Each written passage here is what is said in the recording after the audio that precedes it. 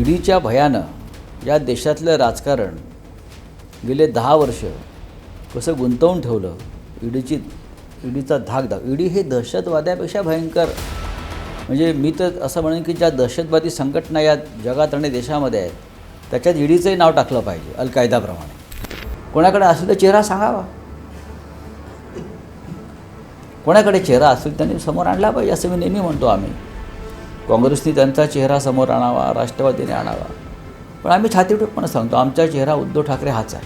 प्रश्न ठाकरे आडनावाचा माणूस पडणं हा नसून प्रश्न दादर माहीम भागातून बाळासाहेब ठाकरेंची शिवसेना निवडणूक न लढणं हा आहे.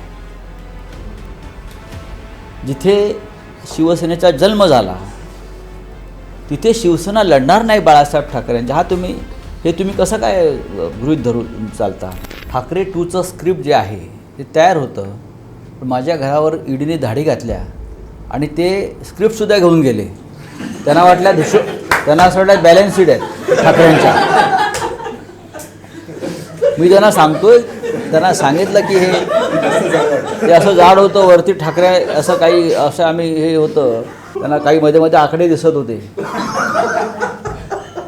ते खरं म्हणजे आकडे बाळासाहेबांच्या तोंडी आलेल्या जिंकलेल्या जागा कुठल्या आपल्या 27, 28, 56 मंत्रिमंडळाच्या जागा असे काही आकडे असे त्याच्यामध्ये मध्ये दिसत होते.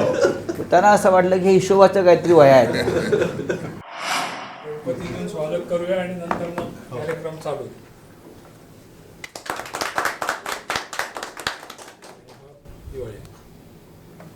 थँक्यू.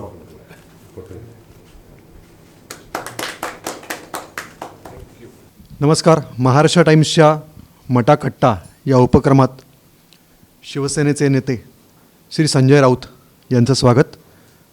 आपल्या पत्रकारितेच्या प्रोफेशनमधनं ते राजकारणात गेले काही वर्ष सक्रियता आपण बघतो आणि दिवाळी असो नसो पण आतषबाजी आपल्यासाठी खास जागृत ठेवणारे असे आपले पत्रकार मित्र. आणि आज विधानसभेची निवडणूक होत असताना शिवसेना उभाठा पक्षाची भूमिका आणि त्याचबरोबर आपल्या मनातले प्रश्न यांना उत्तर देण्यासाठी ते आपल्याकडे आले आहेत, आपल्याशी संवाद साधणार आहेत. विधानसभा निवडणुकीकडे तुम्ही कसं बघता? आज पक्षांची संख्या त्याचा गुणाकार झालेला आहे आणि त्याची कारणं वेगळी प्रत्येकजण शोधत आहेत, काही टीका होत आहेत, अनेक योजना सादर होत आहेत. या सर्व पार्श्वभूमीवर शिवसेना उभाठा पक्ष म्हणून तुम्ही निवडणुकीला कसे सामोरे जाणार आहात? तुमची काय भूमिका आहे याच्याबद्दल प्रास्ताविक करा, मग आपण प्रश्नांच्या माध्यमातून संवाद साधूया. लोकसभा निवडणूक महाराष्ट्रात तो निकाल आपण पाहिला आणि त्या निकालाला 4 महिने झालेले नाही आहेत. तुम्ही जे वारंवार म्हणताय की शिवसेना उभाठा हे आमच्यासाठी अत्यंत वेदनादायक असतं, किंवा राष्ट्रवादी काँग्रेस शरद पवार हे मूळ पक्ष जे आहे ते मूळ पक्ष ज्या पद्धतीनं फोडले गेले आणि त्या पक्षातला मुख्य पक्ष हा अशा लोकांच्या हातात दिला की ज्यांचा त्या पक्षाशी तसा संबंध नाही. शरद पवार हयात असताना निवडणूक आयोग त्यांचा पक्ष फुटीरांना देतो, हा तुमचा पक्ष आहे. किंवा बाळासाहेब ठाकरेंनी ज्या पक्षाची सूत्र आपल्या हयातीत उद्धव ठाकरे यांच्याकडे सोपवली आणि बाळासाहेबांच्या हयातीत उद्धव ठाकरे यांनी 2 निवडणुका विधानसभा असतील लोकसभा असतील लढल्या. तो शिवसेना पक्ष मूळ पक्ष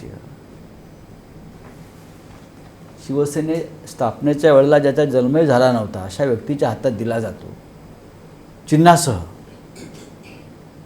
आणि आम्हाला शिवसेना आणि कंसामध्ये उभाठा हे या निवडणुकीच्या माध्यमातून आम्हाला कायमचं पुसायचं आहे. खरी शिवसेना काय आहे, मूळ शिवसेना काय आहे हे आम्ही लोकसभेत खरं म्हणजे आम्ही दाखवलेलं आहे. पण विधानसभा हे त्यासाठी खरा प्लॅटफॉर्म असेल असं आम्हाला वाटतं आणि त्या दृष्टीनं ही लढाई सुरू आहे. पक्ष कोणते असतील, म्हणजे इतके पक्ष या राज्यात कधी आपण पाहिले नव्हते. जेव्हा आम्ही राजकारणामध्ये आलो किंवा आम्ही जेव्हा राजकारणाला समजायला लागलं, पत्रकार असो काही असो, तेव्हा महाराष्ट्रात फार तर 2 किंवा 3च पक्ष होते, एक काँग्रेस आणि एक काँग्रेस विरोधक. मग शिवसेना आली, बाळासाहेब ठाकरेंचा पक्ष जो शिवसेना, तो महाराष्ट्राच्या राजकारणामध्ये उशिरा आला. आमचं राजकारण हे मुंबई आणि मुंबईच्या आसपासचा प्रदेश याच्यापुरतं मर्यादित राहिलं. पण जेव्हा भारतीय जनता पक्षाबरोबर आम्ही युती केली, तेव्हा आम्ही राज्याच्या राजकारणामध्ये खऱ्या अर्थानं आम्ही आमचं स्थान निर्माण केलं. हे खरं आहे. त्यात हिंदुत्वाचा मुद्दा आला, जो बाळासाहेबांमुळे आला महाराष्ट्रात. आणि आज शिवसेना हा पक्ष देशाच्या राजकारणातला एक महत्त्वाचा पक्ष आहे. जो पक्ष स्थापन करताना हा पक्ष 6 महिने तरी टिकेल का संघटना, म्हणजे मुंबई ठाण्याच्या पलीकडे हा पक्ष जाईल का, असे प्रश्न तेव्हा अनेकांनी विचारले, विशेषतः काँग्रेसच्या तेव्हाच्या प्रमुख नेत्यांनी. आज गेले 55 वर्ष हा पक्ष महाराष्ट्राच्या देशाच्या राजकारणामध्ये आपलं स्थान टिकवून आहे. आणि ह्या काळामध्ये शिवसेनेवरती इतके हल्ले झाले, बाळासाहेब असताना आणि नसतानाही. तरीही हा पक्ष जो जमिनीत रुजलेला आहे कार्यकर्त्यांच्या माध्यमातून, त्याच्यामुळे किती वेळा हल्ले झाले या पक्षावर, तरी हा पक्ष प्रत्येक वेळेला नवी उभारी घेऊन उभा राहतो. आता ही जी निवडणूक आहे, ह्या निवडणुकीचं मी एकच सांगेन की ही निवडणूक आमच्यासाठी फक्त शिवसेना किंवा शरद पवारांच्या पक्षापुरती मर्यादित नाही की आमच्या पक्षाचं काय होईल. आमची भूमिका अशी आहे की महाराष्ट्राचं काय होईल. संयुक्त महाराष्ट्राच्या लढ्याच्या वेळी ज्या प्रकारे निवडणुका लढल्या गेल्या, त्याच पद्धतीनं त्याच भूमिका घेऊन आम्ही ही निवडणूक लढतो. कारण सगळ्यांना माहिती आहे की गेले काही वर्ष महाराष्ट्रावर जे हल्ले होत आहेत, महाराष्ट्र ओरबाडण्याचा प्रयत्न होतो आहे. तो आम्ही म्हणतो महाराष्ट्राचा उद्योग ज्या पद्धतीनं महाराष्ट्राच्या बाहेर एका राज्यात नेला जातो आहे, महाराष्ट्राची संपत्ती जी मराठी माणसाच्या हातात असायला पाहिजे ती आपल्या हातात राहिलेली नाही. हेच चित्र 50 वर्षापूर्वी या महाराष्ट्रात राज्याच्या निर्मितीनंतर झालं. आणि तेव्हाही साधारण हा लढा मुंबई कोणाची, हा लढा गुजरातशीच आपला झाला होता.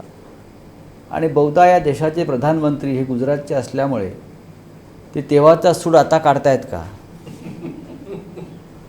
की तेव्हा मला मुंबई घेणं किंवा मुंबई खतम करणं जमलं नाही, आता मी प्रधानमंत्री आहे, माझ्या हातात मी सर्व सत्ताधीश आहे, त्याच्यामुळे ही मुंबई मला एकदा संपवून टाकायची आहे.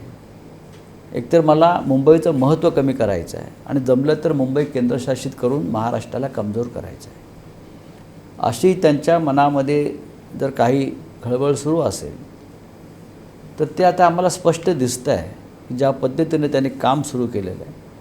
नाहीतर शिवसेना फोडण्याचं कारण नव्हतं. शिवसेना कमजोर केल्याशिवाय महाराष्ट्र तोडता येणार नाही किंवा मुंबई गिळता येणार नाही. शरद पवारांसारखा नेता, ज्याला आम्ही महाराष्ट्राच्या अस्मितेसाठी जोडलं जातो आहे, मराठा स्ट्रॉंग मॅन म्हणतो आपण त्यांना दिल्लीत, तर त्यांना कमजोर करायचं म्हणजे महाराष्ट्राच्या बाजूनं उभे राहणारे कोणतेही नेते, पक्ष, संघटन टिकणार नाही. या भूमिकेतून झालेलं राजकारण आम्हाला या निवडणुकीमध्ये खतम करायचं आहे. बाकी योजना वगैरे ह्या नेहमीच्या असतात, आम्ही करतो, ते करतात, जाहिराती करतात. हा सगळ्यांच्या लाडक्या बहिणी आहे, सगळ्यांचे लाडके भाऊ आहे, सगळ्यांचे लाडके काका मामा आहेत, ते होतच राहील. पण बाळासाहेबांच्या सभा जर का आपण बघितल्या तर कुठल्याही सभा ह्या काँग्रेस किंवा शरद पवार यांच्या टीकेवेनं कधी झाल्या नाहीत. आणि शिवसेना मात्र आजची जी शिवसेना आहे ती मात्र शरद पवार आणि काँग्रेस यांच्याबरोबर जातानाचं चित्र जे एरवी विसंगत वाटलं असं दिसतं आहे. तर त्याचे उद्गाते तुम्ही आहात असं अशी टीका होती, त्याच्यावर काय तुम्ही सांगा?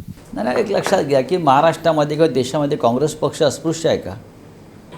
जो काँग्रेस पक्ष स्वातंत्र्य लढ्यामध्ये ज्याने महत्त्वाचं योगदान, आमचे मतभेद जरूर होते, असतील, राहतील ना असं नाही, पण ज्या काँग्रेस पक्षानं देशाच्या स्वातंत्र्य लढ्यामध्ये निर्णायक भूमिका बजावली तेव्हा कोण होतं? काँग्रेसचंच नेतृत्व होतं ना या देशामध्ये. महात्मा गांधी असतील, लोकमान्य टिळक असतील, म्हणजे तुम्ही कोणतंही नाव घ्या, ते नेतृत्व हे काँग्रेसच्याच संदर्भात होतं आणि त्यांनी या देशाच्या स्वातंत्र्य लढ्यामध्ये महत्त्वाची कामगिरी बजावलेली आहे.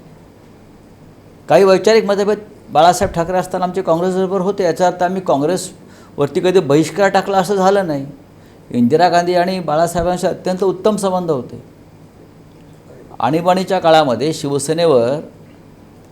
शिवसेनेवरती बंदी आणण्याचा जो एक डाव चालला होता काँग्रेस पक्षात, तो इंदिरा गांधीनेच उधळला.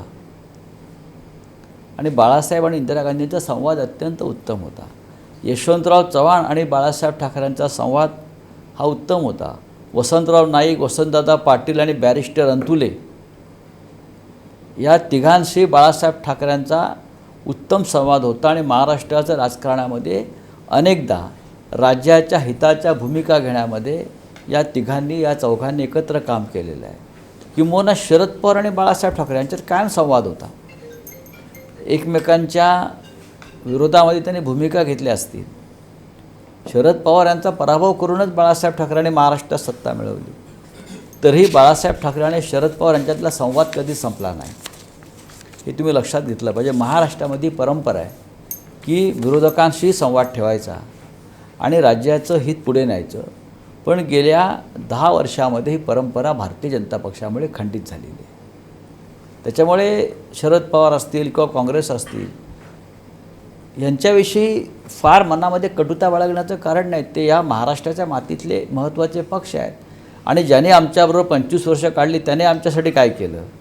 सगळ्यात जास्त त्रास आणि यातना जर कोणी दिल्या असतील महाराष्ट्राला, शिवसेनेला, तर 25 वर्ष आम्ही ज्यांची सोबत केली भारतीय जनता पक्ष त्यांनीच केलेलं आहे. त्यांनीच आम्हाला जास्त त्रास दिला, त्यांनीच आमच्याशी कपट किंवा कारस्थान केलेलं आहे. एक प्रश्न असा होता की कालपासून ईडी हा पुन्हा मुद्दा चर्चेच्या केंद्रस्थानी आला आहे. छगन भुजबळ पण म्हणाले. अनिल देशमुखांचं पुस्तक नेमकं इलेक्शनच्या पूर्वीच आलं. तुमचा अनुभव, आणि तुम्ही नेहमी सातत्याने टीका करता केंद्रीय ज्या सत्ता आहेत त्यांच्याकडून गैरवापर होतो विरोधी पक्षांचं दमन करण्यासाठी, तुमचं काय म्हणणं आहे? नक्कीच आहे ना. मला कोणतरी म्हटलं की छगन भुजबळ यांनी ईडीविषयी जे वक्तव्य केलं ते त्यांनी मागे घेतलं. काहीतरी मी असं बोललो नाही, पण त्यांनी असं मागे हटायचं कारण नाही. ईडीच्या भयानं या देशातलं राजकारण गेले 10 वर्ष कसं गुंतवून ठेवलं. ईडीचा धाक. ईडी हे दहशतवाद्यापेक्षा भयंकर, म्हणजे मी तर असं म्हणेन की ज्या दहशतवादी संघटना या जगात आणि देशामध्ये आहेत त्याच्यात ईडीचंही नाव टाकलं पाहिजे. अल-कायदाप्रमाणे हिजबुल, अल-कायदा या ज्या सगळ्या संस्था आहेत, थोडी त्यांचं काम, त्यांच्या हातात शस्त्र असेल ते तुम्हाला त्या पद्धतीनं गोळ्या मारतील. ईडी काय करते आहे मग? तुम्हाला इथे खतमच करतं आपल्या विरोधकांना. हिजबुल किंवा अल-कायदा त्यांच्या विरोधकांना खतम करत आहे. ईडी, CBI हे मोदीच्या विरोधकांना खतम करते. म्हणजे सुपाऱ्यात घेऊन काम करतायत ना हे. छगन भुजबळ असतील, अनिल देशमुख असतील या महाराष्ट्रामध्ये, मी असेन, आम्ही सगळ्यांनी हा जाच आणि या दहशतीच्या वरवंट्याखालून आम्ही गेलेलो आहोत. अनेक लोक घाबरले, त्यांना नीट उभं राहता आलं नाही, संघर्ष करता आलं नाही. त्याच्यात अजित पवार आहेत, हसन मुश्रीफ असतील, शिवसेनेचे बरेच लोक आमचे आहेत जे स्वतः एकनाथ शिंदे ईडीला घाबरून गेलेले आहेत. मी तुम्हाला सांगतो, वायकर आमचे कालपर्यंत होते आमच्याबरोबर. त्यांना ते तुमचे किरीट सोमय्या उद्या तुरुंगात टाकणार होते. ताबडतोब त्याने पक्ष बदलला आणि ईडीने त्यांची फाईल बंद करून टाकली. प्रताप सरनाईकांची फाईल बंद केली, भावना गवळीची फाईल बंद केली, एकनाथ शिंदेंची फाईल बंद केली, अनेकांच्या फाईल बंद केल्या. आम्हालाही आमची फाईल बंद करून घेता आली असती, पण आम्ही त्या मार्गाने गेलो नाही.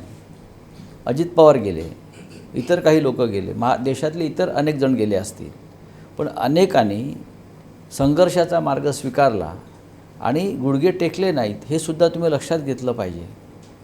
आणि आम्ही काही लोक ठामपणे उभे राहिलो म्हणून ईडीची भीती नष्ट झाली. पण या सर्वांना पक्षाने साथ दिली नाही असं पण म्हटलं जातं. पक्षाने साथ दिली नाही म्हणजे काय असतं? पक्षाने काय साथ द्यायला पाहिजे? माझ्याऐवजी दुसरा कोणाला तुरुंगात पक्ष टाकू शकत नाही ना. जर ईडीला मला टार्गेट करायचं आहे, नरेंद्र मोदी आणि फडणवीसनं संजय राऊतांना टार्गेट करायचं आहे, तर मलाच ते सहन केलं पाहिजे. ते असं एखाद्या लेचापेचाला टार्गेट करणार नाहीत ना. आपण जर उभे राहिलो ठामपणे, खंबीरपणे, तर मला असं वाटत नाही की फार कोणी हिंमत भविष्यात करू शकेल. सर महाराष्ट्रात आता सध्या बटेंगे तो कटेंगे असे पोस्टर लागत आहे योगींचे, तर त्याबद्दल तुम्हाला काय वाटतं? महाराष्ट्रामध्ये, महाराष्ट्रासारख्या राज्यामध्ये योगी आदित्यनाथचं काय काम आहे? तू तुझं राज्य बघ ना, तिकडले लॉ अँड ऑर्डर बघ, तिकडल्या विकासाचं बघ, तिकडल्या शैक्षणिक जो दर्जा घसरलेला आहे एकंदरीत त्याचं बघा, लोकांना नोकऱ्या द्या, रोजगार द्या. महाराष्ट्रामध्ये येऊन कशाला तुम्ही हे गडबड करताय? आणि काय बटेंगे तो कटेंगे? महाराष्ट्र एकच आहे. तुमच्या बापाला जमणार नाही महाराष्ट्र वाटण्याचं काम. हा अखंड महाराष्ट्र आहे. या सगळे मराठी असतील, तुमचेच UP-वाले अर्धे लोक आहेत आमच्याकडे, ते काय बटले आहेत का? योगी आदित्यनाथला 4 भाऊ आहेत. 40 वर्ष एकमेकांना भेटले नाही आहेत ते. 40 वर्ष जो आपल्या भावांना भेटत नाही ते काय बटेंगे कटेंगे आम्हाला सांगतो? तुम्हीच बटलेले आहेत घरामध्ये. आपल्या वडिलांच्या अंत्यसंस्काराला हा माणूस गेला नाही, आपल्या आईला 40 वर्ष भेटला नाही. यांना काय कुटुंब आणि समाज यांच्याविषयी यांना काय हे सांगतील? नरेंद्र मोदींना आपल्या आईची आठवण प्रधानमंत्री झाल्यावर झाली ना. म्हणजे तर आईपासून पण कटेंगेच होते ना ते. यांचं काय झालं आहे सध्या आमच्या या महाराष्ट्रातल्या ताकदीमुळे यांची फटंगे झालेली आहे. हां, फटेंगे 23 के बाद उनकी फटेंगे, तर बटेंगे कटेंगे त्यांचं चालू आहे. तर आम्हाला त्याची चिंता नाही, करा तुम्ही. सर, बाळासाहेबांची शिवसेना आणि उद्धवजींची शिवसेना याच्यामध्ये तुम्हाला काय साम्य आणि काय फरक जाणवतो? मी शिवसेनेमध्ये फरक करत नाही. फार तर मी हा फरक करेन की शिंदेची जी सेना आहे ती आणि आमची मूळ सेना, बरं का, शिंदेची सेना ही आज मोदीच्या पायाशी बसलेली आहे आणि आम्ही या महाराष्ट्रद्रोही शक्तींशी लढतो. हा फरक फार तर मी करेन. आणि 23 तारखेनंतर ही शिंदेची सेना राहणार नाही. बाळासाहेब ठाकरेंची शिवसेना ती उद्धव ठाकरेंची शिवसेना आहे, एकच शिवसेना आहे. आणि मी सगळ्या शिवसेनेबरोबर काम केलेलं आहे. मग बाळासाहेब असतील किंवा उद्धव ठाकरे असतील, मला काय फरक जाणव. बघा, बाळासाहेब ठाकरे हे एक टोलेजंग व्यक्तिमत्व होतं. बाळासाहेब ठाकरे ही एक पर्सनॅलिटी अशी आहे की तुम्ही त्याच्याशी, त्यांच्या मुलांशी तुलना करू शकत नाही. अशी तुलना करणं हा उद्धव ठाकरेंवरती अन्याय आहे. त्यांनी त्यांच्या पद्धतीने पक्ष पुढे नेलेला आहे, लक्षात घ्या. तुम्ही शरद पवारांशी तुलना सुप्रिया सुळेशी करू शकत नाही. तुम्ही अभिषेक बच्चनची तुलना त्याच्या मुलाशी नाही करू शकत. ही व्यक्तिमत्व आहेत, ही व्यक्तिमत्व एकदाच निर्माण होतात, परत निर्माण होणार नाहीत. तुम्ही बाळासाहेब ठाकरे आहेत ना. बाळासाहेब ठाकरेंचा काळ वेगळा होता. बाळासाहेब ठाकरेंनी ज्या परिस्थितीत शिवसेना निर्माण केली ते प्रश्न वेगळे होते, तो समाज वेगळा होता. आता गेल्या 50 वर्षामध्ये बऱ्याच गोष्टी बदललेल्या आहेत. आता आम्हालाही वाटतं दगड मारणं कमी केलं पाहिजे, संवादाने प्रश्न सुटले पाहिजेत. आता आम्ही पार्लमेंटला जातो, आम्ही विधानसभेत आहोत. बाळासाहेब असताना आमचे लोक विधानसभा आणि पार्लमेंटला नव्हते, त्याच्यामुळे रस्त्यावरती प्रश्न सोडवायचे आम्ही संघर्ष करत होतो. मग बाळासाहेब आम्हाला म्हणाले, आता तुम्हाला विधानसभेत पाठवलं आहे, तुम्हाला आता लोकसभेत राज्यसभेत पाठवलं आहे, तुम्ही तुमचे जे प्रश्न आहेत तिकडे मांडा आणि सोडवा. जी सिंपथी लोकसभेच्या वेळी दिसत होती क्लिअर कट जनतेमध्ये, राग होता केंद्र सरकारबद्दल महाराष्ट्रामध्ये विशेषतः, आणि तुम्ही जसं म्हणालात हे सगळं जे पक्ष फोडले होते, ईडीची भीती, ती सिंपथी थोडीशी कमी झाल्यावर की तुम्हाला वाटते का? एक तर लोकसभेच्या निकालानंतर लाडकी बहीणसारखी योजना आली, त्याच्यामध्ये जवळपास 2.5 कोटी महिला एनरोल झालेल्या आहेत, पैसेही मिळालेले आहेत 4-5 महिन्यांचे. तर ही सिंपथी कमी झाल्यासारखं तुम्हाला दिसतंय का? लोकसभेच्या वेळेला लोकांच्या मनात नक्कीच एक राग होता, हे मान्य केलं पाहिजे. प्रचंड चीड होती लोकांच्या मनामध्ये, आणि ती चीड महाराष्ट्रासारख्या राज्यातून व्यक्त झाली हे आपण निकालातून पाहिलं. नाहीतर या 48 पैकी आम्ही 31 जागा जिंकल्या नसत्या. अत्यंत प्रतिकूल परिस्थितीमध्ये आम्ही या जागा जिंकल्या. काही जागा आम्ही थोडक्यात आमच्या हातून सटकल्या, नाही तर आम्ही साधारण 35 जागांपर्यंत आम्ही नक्कीच जात होतो. आणि शेवटी परिवर्तन जे होतं राजकारणात, हे सिंपतीपेक्षा चीड आणि संताप यातून होतो. जोपर्यंत लोकांच्या मनात चीड आणि संताप आहे आणि तो संताप मतपेटीतून बाहेर पडतो तेव्हाच ते परिवर्तन होतं. ते लोकसभेत आम्हाला महाराष्ट्रात दिसलं. त्यानंतर इकडल्या सरकारनं किंवा केंद्र सरकारनं महाराष्ट्रात जास्त लक्ष घातलं.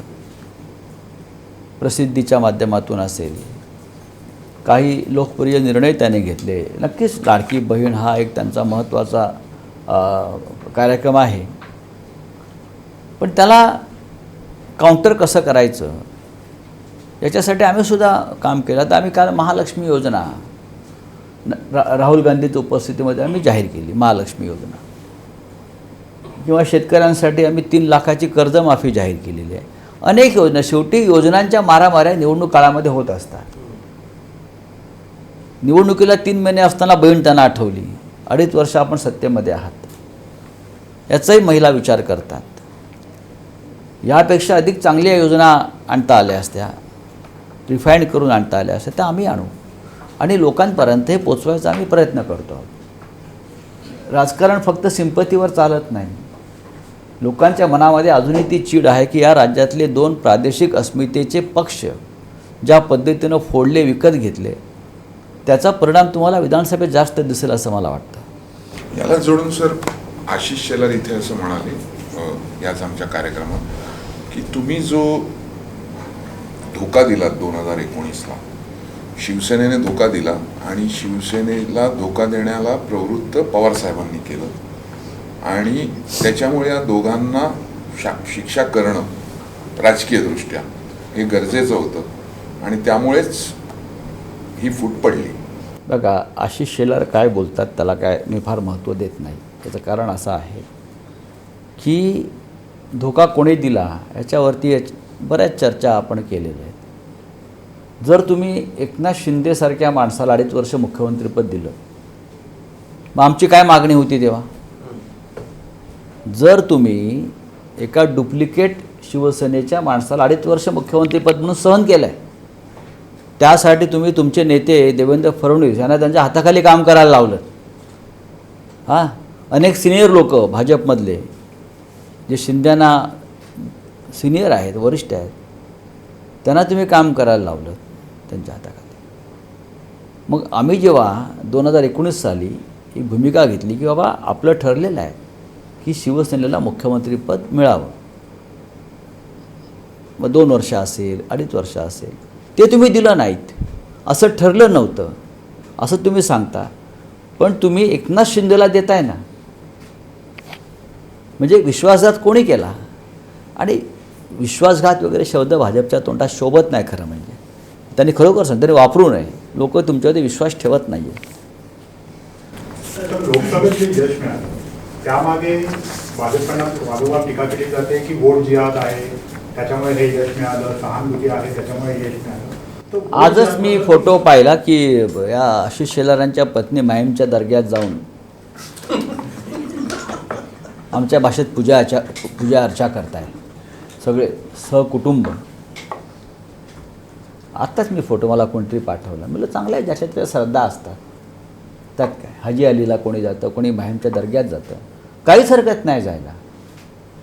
मुसलमान समाज जो आहे तो मतदार आहे की नाही, त्यांचा मतदानाचा हक्क कोणी काढून घेतला आहे का? ख्रिश्चन समाज मतदार आहे की नाही? तुम्ही नरेंद्र मोदीने प्रधानमंत्री म्हणून ट्रिपल तलाकसारखा जो कायदा आणला तो का आणला? मुस्लिम महिलांची मतं आपल्याला पडावीत म्हणून आणला ना. मग तो होट जिहाद नाही का असं आम्ही म्हणतो का? नाही, आम्ही नाही. मुस्लिम महिलांच्या रक्षणासाठी आलेला एक कायदा आहे, त्याचं आपण स्वागत केलं पाहिजे. आम्ही त्याला होट जिहाद म्हणतो का? पण भारतीय जनता पक्ष हे मूर्खांचं नंदनवन आहे. ते कधी काय बोलतील आणि कधी कोणत्या भूमिका घेतील ते सांगता येणार नाही. आता आज राज ठाकरे म्हणले भोंगे उतरवू, हा भाजपचाच भोंगा म्हणून आपण म्हणतो की आता ही काय ही निवडणुकीतला हा मुद्दा आहे का भोंगे उतरवू? मग तुम्ही इतके वर्ष भाजपबरोबर आहात ना, माझी सत्ता येऊ द्या भोंगे उतरवू हा का अजेंडा आहे का? बेरोजगारावरती बोला, शिक्षणावर बोला, आरोग्यावर बोला. जे कायद्यानं काम करणार नाहीत ते कोणी हिंदू असतील, मुसलमान असतील, त्यांच्यावरती ॲक्शन व्हायला, कारवाई व्हायला पाहिजे.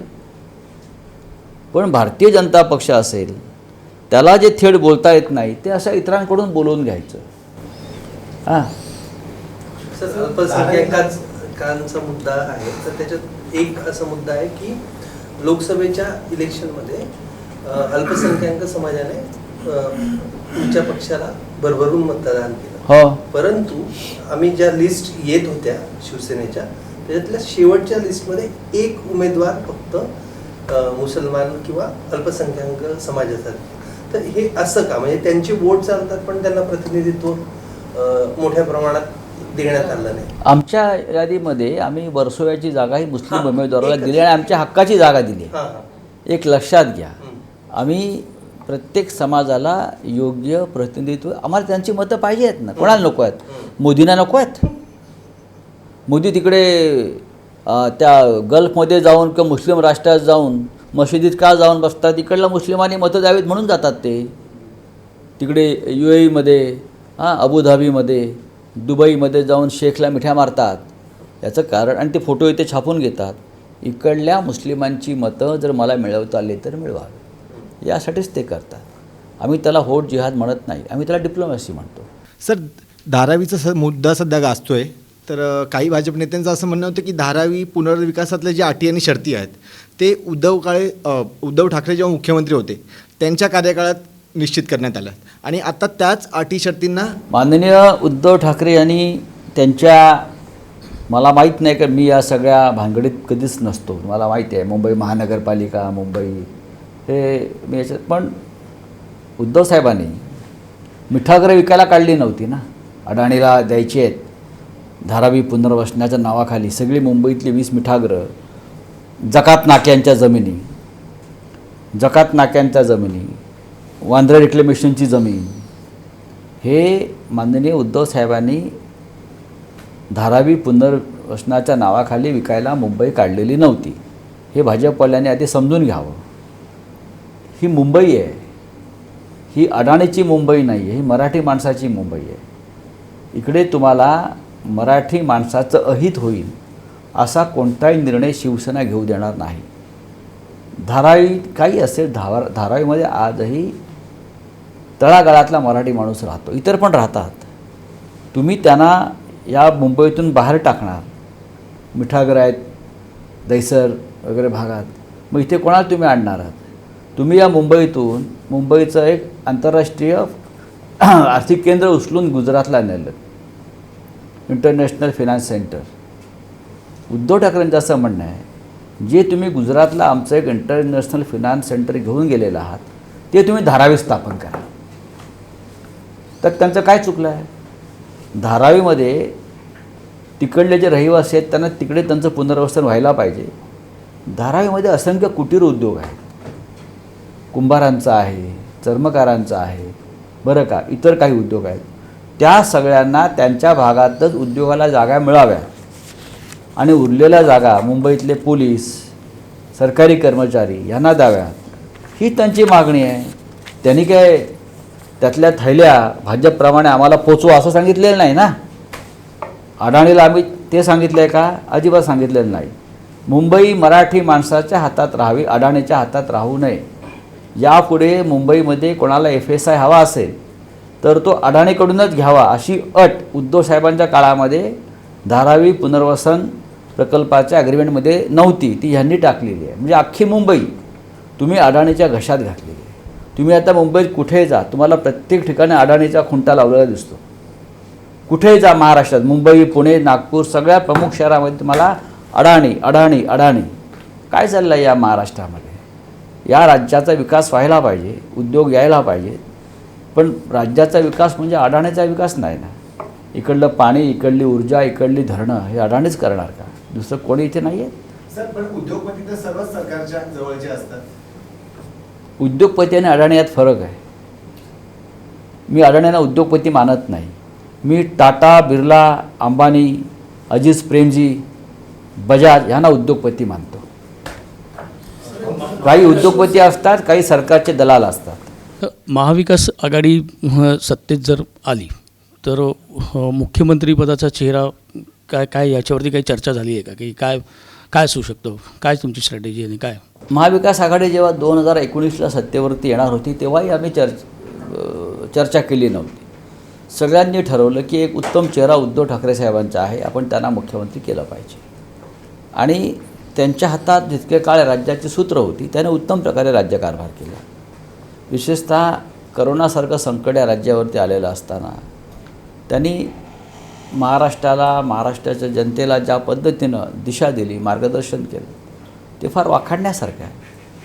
2024ला म्हणजे ह्या निवडणुकीमध्ये सुद्धा मला असं वाटतं कोणाकडे असेल तर चेहरा सांगावा,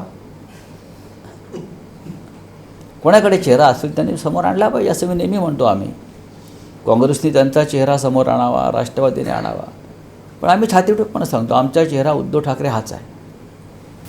निवडणूक लढवणार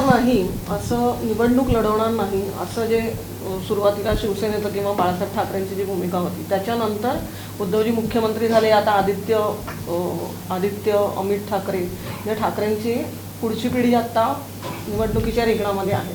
या बदलाकडे तुम्ही कसं बघता? आणि बदल हा होतच असतो ना, पिढ्या बदलतात, विषय बदलतात, विचारही बदलतो अनेकदा. मी मगाशी म्हणालो की बाळासाहेब ठाकरेंना अशा कोणत्याही पदाचीच गरज नव्हती. बाळासाहेब ठाकरेंनी स्वतःचा असा निर्णय घेतला होता की मी निवडणूक लढणार नाही. बाळासाहेब ठाकरे असं नाही म्हणाले की शिवसेना निवडणूक लढणार नाही, मी लढणार नाही, आणि ते त्यांनी शेवटपर्यंत पाळलं. त्यांनी आपल्या सहकाऱ्यांना निवडणूक लढवायला लावलं, सहकाऱ्यांना पदं दिली, मुख्यमंत्री, आमदार, खासदार, मंत्री, केंद्रात लोकसभेच्या अध्यक्षपदापर्यंत बाळासाहेबांनी पदं दिली. बाळासाहेबांना जमलं याचा अर्थ आम्हाला जमेल असं नाही ना. प्रश्न होता की लोकसभा निवडणुकीच्या वेळी महाविकास आघाडीमधला संवाद अतिशय सुंदर होता, जे चित्र आम्हाला दिसत होतं. पण हेच चित्र आता विधानसभेच्या वेळी बघताना सर्वसामान्य जेव्हा महाराष्ट्र नागरिक बघतो मतदार, तेव्हा जागा वाटप, फॉर्म्युला 95-95, मग सूत्र बदललं, मग मध्ये सांगली पॅटर्न येतो, मग कोल्हापूरमध्ये गोंधळ होतो. लोकसभेला फक्त 48 जागांवर चर्चा करायची होती. 48 ते 48मधल्या 18 आमच्या सिटिंगच होत्या, त्याच्यावर चर्चाच नाही.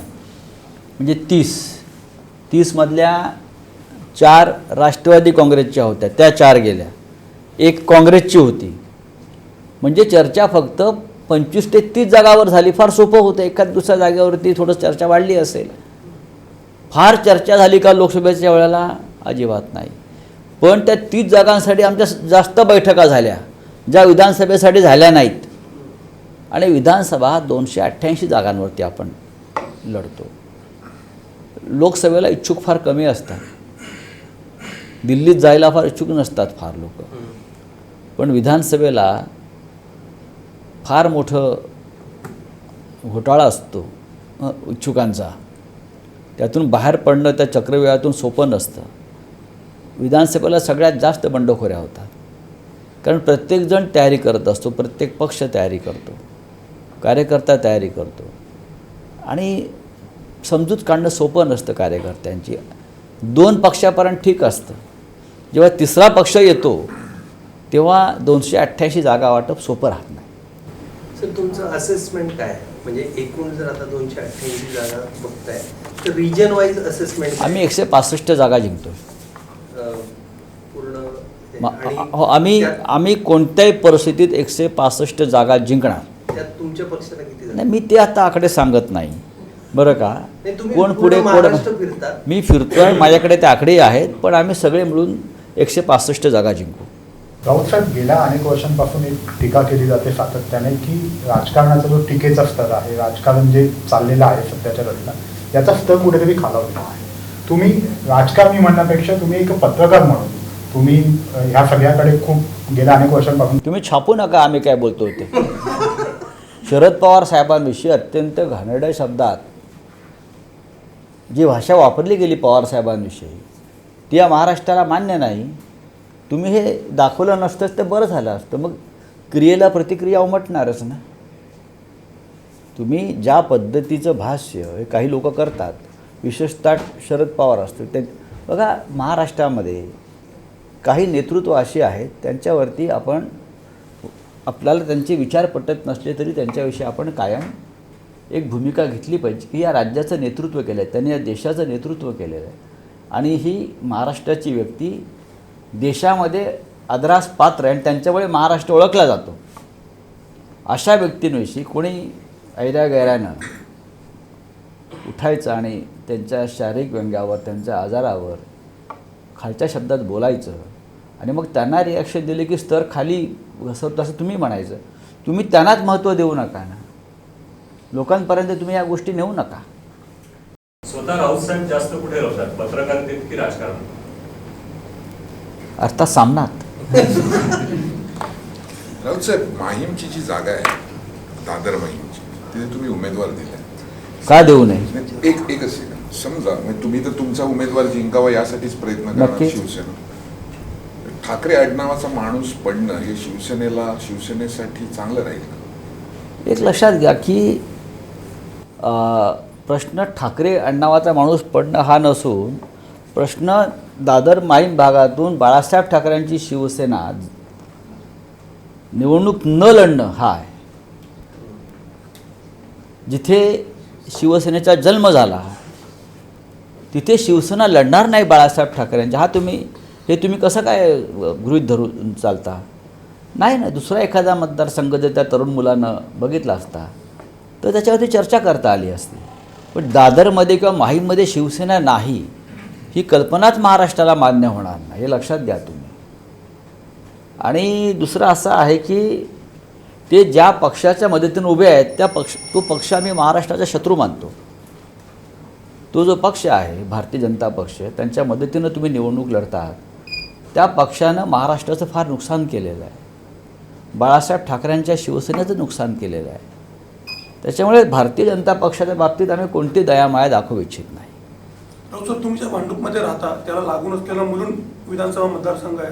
52% मराठी मतदार आहेत तिथे, पण तिथे एक चांगला उमेदवार तुल्यबळ देता आला नाही. काय कारण आहे त्याच्यामध्ये? ती जागा जर आमच्या वाट्याला आली असती तर आम्ही नक्की दिला असता ती जागा. पण आता मगाशी आपण तो प्रश्न जागा वाटपात, काही जागा अशा उदक सोडाव्या तशा सोडाव्या लागतात आमच्यासमोर, किंवा काय करणार आता, ही जागा आता द्यावी लागते. नक्कीच आम्हाला जर ती जागा आमच्या वाट्याला आली असती तर आम्ही तो प्रयत्न 100% केला असता.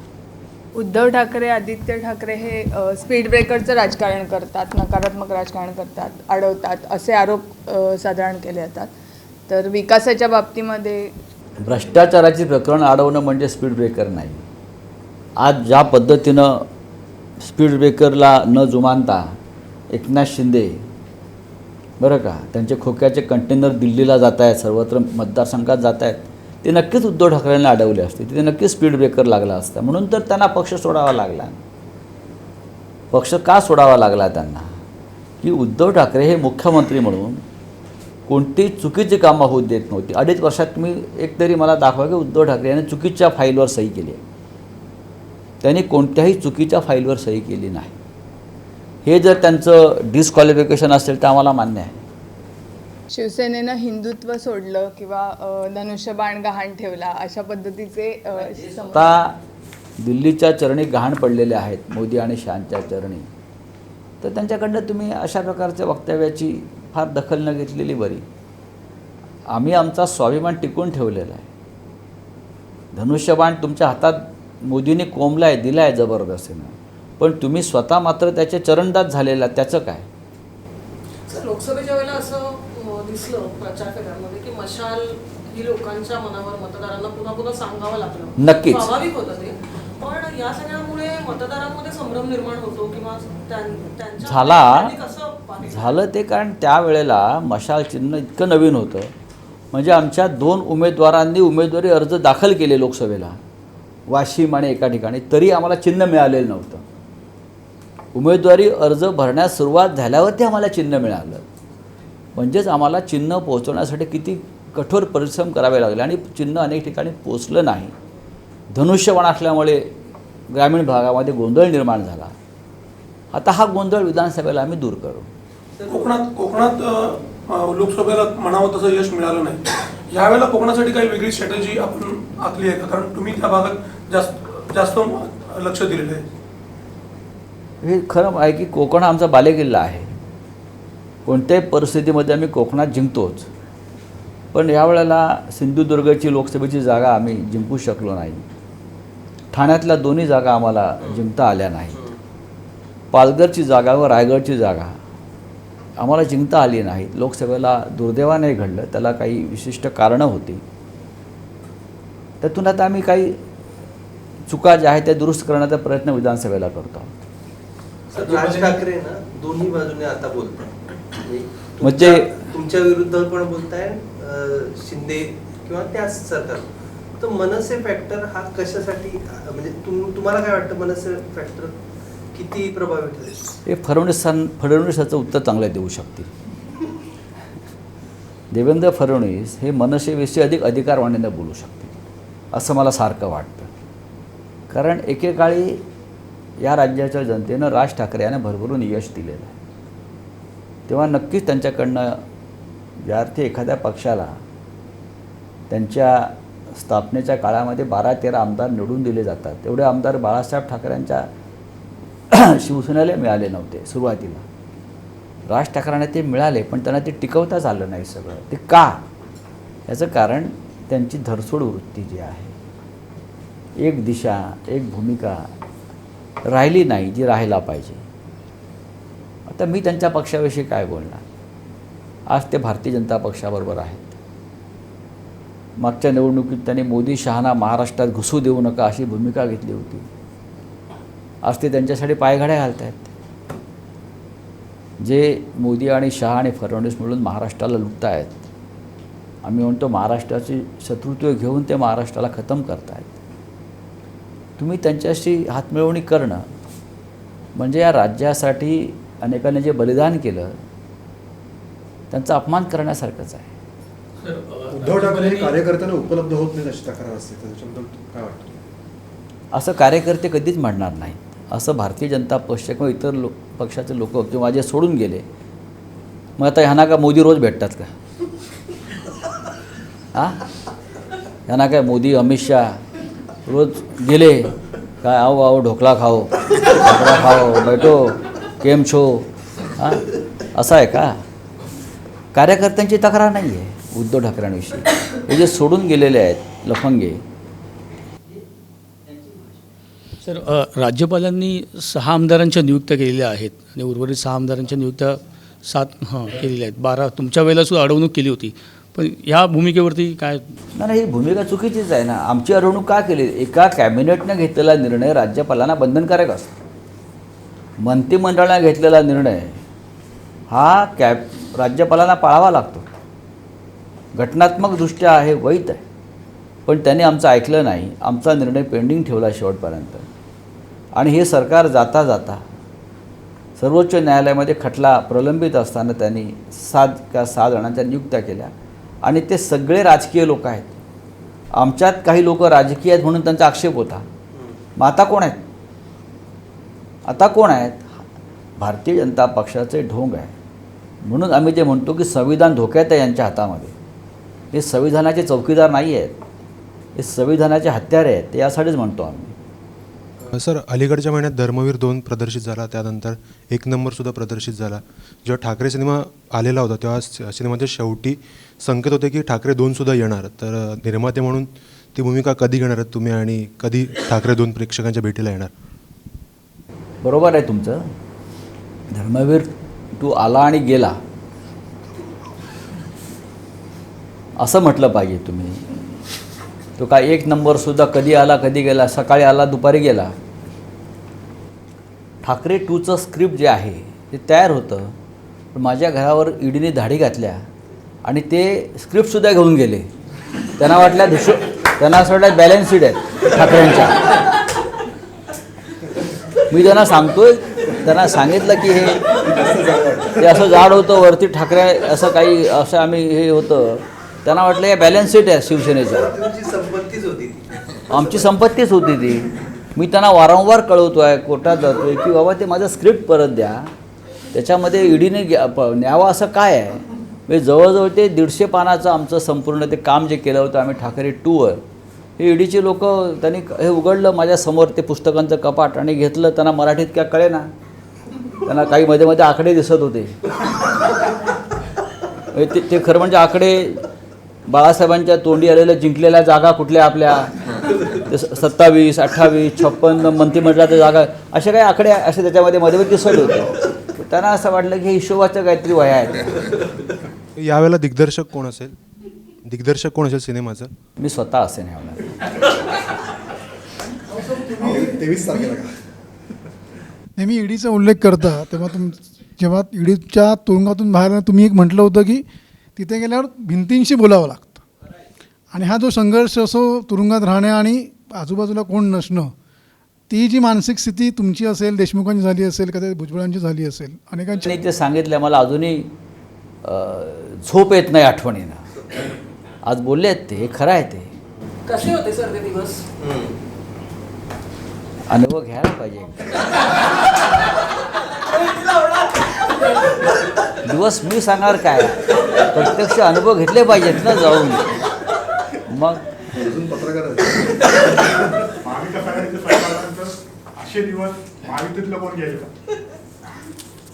त्यांना दाखवावं लागेल तुरुंगाच्या भिंती कशा असतात, तर नक्कीच दाखवाव्या लागतील. रावसाहेब, तुमच्या मुलीच्या लग्नाला देवेंद्र फडणवीस मुंबईत नव्हते आणि रात्री जवळपास 12:30-1 वाजता ते डायरेक्ट मुंबईत आल्यानंतर एअरपोर्टवरून डायरेक्ट आले. एवढी घट्ट मैत्री होती, पण राजकारणात मैत्री महत्वाची की राजकारण महत्वाचं? म्हणजे तुम्ही दोन्ही महत्व बघा. असं आहे की माणसामध्ये, राजकारणामध्ये किमान माणुसकी असायला पाहिजे, आणि ही आपल्या राज्याची परंपरा आहे. हे वारंवार आम्ही का सांगतो की आपल्याला या राज्याला खूप मोठा संस्कार आहे. हे जे स्टेट आहे, आपलं राज्य आहे, त्याला खूप मोठा संस्कार आहे. संयम आहे आपल्याकडे या राज्यामध्ये, संस्कृती आपली आहे. ही गेल्या 10 वर्षात खतम झाली. सत्ता सगळ्यांना पाहिजे, सत्ता कोणाला नको आहे, पण तुम्ही सत्तेसाठी कोणती पातळी गाठाल सत्ता टिकवण्यासाठी, मिळवण्यासाठी? तुम्ही विरोधकांशी लढू शकता, विरोधकांचा पराभव करू शकता, पण विरोधकांना आणि त्यांच्या कुटुंबियांना खतम करण्यासाठी यंत्रणा वापरणं ही आपली संस्कृती नाही. तुम्ही मुलांपर्यंत, बायकांपर्यंत, आईवडिलांपर्यंत पोचून जो त्रास देत आहे, हे राज्यात कधीच घडलं नव्हतं. आम्ही हे कधीच पाहिलं नव्हतं. बाळासाहेब ठाकरेंना लोक हिटलर म्हणायचे, पण ह्या बाबतीमध्ये विरोधकांशी सुडानं वागू नका. जेव्हा त्यांची सत्ता आली, प्रथम सत्ता आली, तेव्हा त्यांनी मुख्यमंत्र्यांना बोलवून सांगितलं की झालं, आता कामाला लागा, सूड घेत बसू नका, सुडाचं राजकारण करू नका. ही बाळासाहेब ठाकरेंची आम्हाला कायम शिकवण राहिली. राऊतसाहेब, सध्याच्या शिवसेनेमध्ये उद्धव ठाकरे आले, त्याच्यानंतर आदित्य ठाकरे आले, आता चर्चा आहे की तेजस ठाकरे सक्रिय राजकारणात येतील. बरं, खरंच येणार आहेत का, आणि असेल तर तो मुहूर्त कधी असेल? आता हे मी कसं काय सांगू? या क्षणी तेजस ठाकरे, उद्धव ठाकरे यांच्यावर दौऱ्यावरती आहेत, फिरतायत, पाहतायत, निरीक्षण करतायत. तरुण मुलं आहेत, त्यांचं एक ऑब्झर्वेशन वेगळ्या प्रकारचं असतं, निरीक्षण. सूचना करतात तरुण मुलं चांगली, आपल्यापेक्षा उत्तम सूचना ही मुलं करत असतात, आणि चांगलं आहे ना. आता आम्ही किती काळ काम करणार, अजून नवीन मुलं आलीच पाहिजेत ना. झालंच. धन्यवाद. धन्यवाद. संजय राऊत आपल्याकडे आले आणि त्यांनी रोखठोकपणे सर्व प्रश्नांना उत्तर दिली.